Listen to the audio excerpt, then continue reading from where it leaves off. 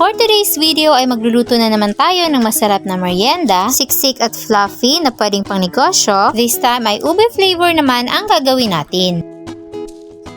Kung meron kang estudyante ay perfect ito para sa kanilang pambaon.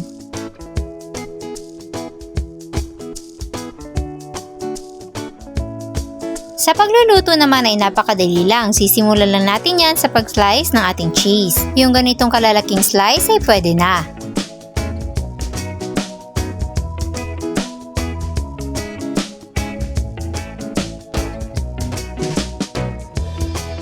Para naman sa ating mixture, mag-crack lang tayo ng isang large egg dito sa ating mixing bowl. Maglagay ng 1 cup ng white sugar. I-mix lang natin to hanggang sa magsimula ng ma-dissolve yung ating sugar.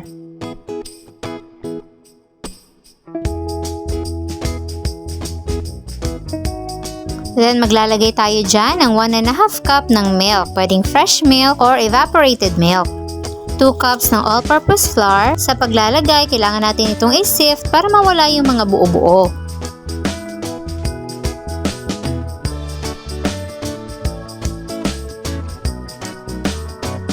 Maglalagay din tayo dyan ng 2 tablespoon ng baking powder.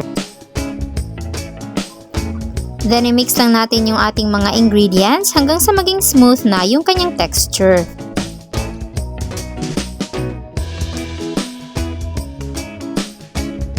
Mag-a-add din tayo dyan ng 1/4 cup ng melted butter at i-mix lang ito ulit.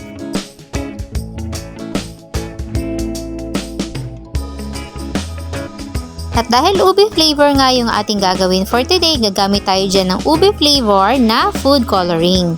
Damihan lang natin yung paglalagay para ma-achieve natin yung dark na color.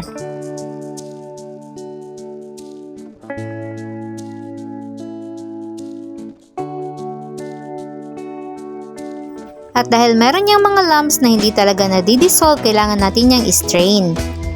Para masiguro natin na wala nang buo-buo at maging maganda yung resulta ng ating pagkaluto.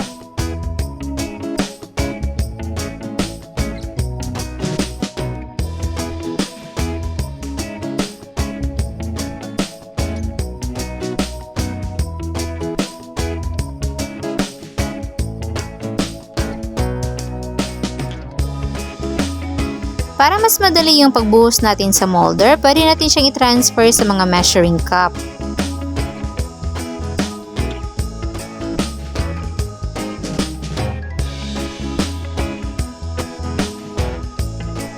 Pwede na natin itong directly ibuhos sa ating molders at hindi na kailangan na mag-grease pa ng oil.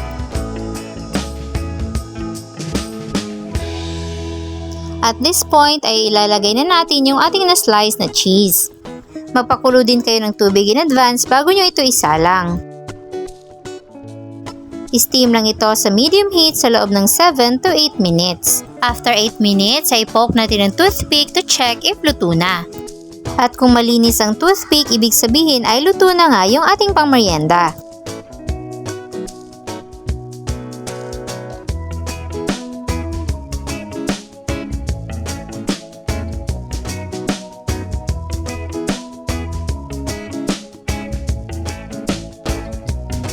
Kapag medyo nag-cool down na, ay pwede na natin itong i-unmold.